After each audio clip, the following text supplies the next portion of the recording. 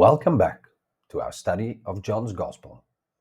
We've seen John establish that Jesus is the eternal Word, who was with God and was God. We then learned that He is the creator of everything that exists. Now, John shifts his focus from Jesus' role in creating the cosmos to his essential nature in relation to humanity. He does this with two powerful words, life and light. Let's read John chapter 1, verse 4 and 5. In him was life, and the life was the light of men. The light shines in the darkness, and the darkness has not overcome it.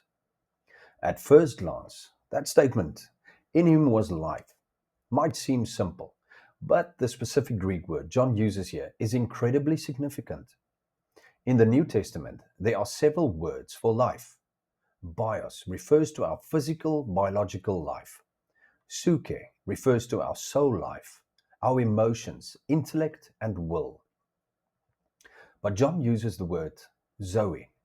Zoe is the uncreated, eternal, divine life of God Himself. It's a life we don't naturally possess. It must be imparted to us from God. So when John says, in Him was Zoe, he is making a profound statement about Jesus' deity. He is telling us that the very eternal, uncreated life of God resides in Jesus. John then connects this divine life to humanity, saying, and the life was the light of men. The eternal life of Jesus is the very light of mankind. This implies that humanity, on its own, is in spiritual darkness. This brings us to verse 5. The light shines in the darkness, and the darkness has not overcome it. This theme of light versus darkness is one John returns to often. The first part of this verse tells us the light is actively shining.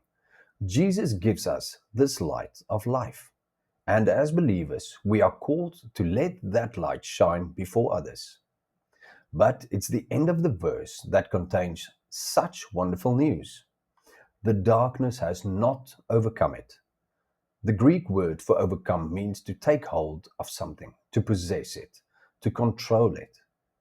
John is declaring that although the darkness constantly tries to seize and extinguish the light, it has never been able to.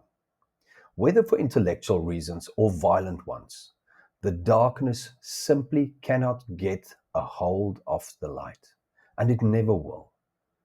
So John builds our understanding with these truths. In Jesus is Zoe, the very life of God, a clear statement of His divinity. This divine life is the one true light for a world living in spiritual darkness. And this light, which He has placed in believers, cannot be conquered or controlled by the darkness. This is our encouragement. We aren't called to get angry at the darkness of the world, but simply to shine the light that Jesus has deposited in us. Because the darkness isn't really a thing in itself, it's just the absence of light.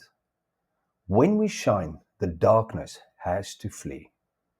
In our next study, we'll see how John introduces a key figure who came to tell the world about this very light.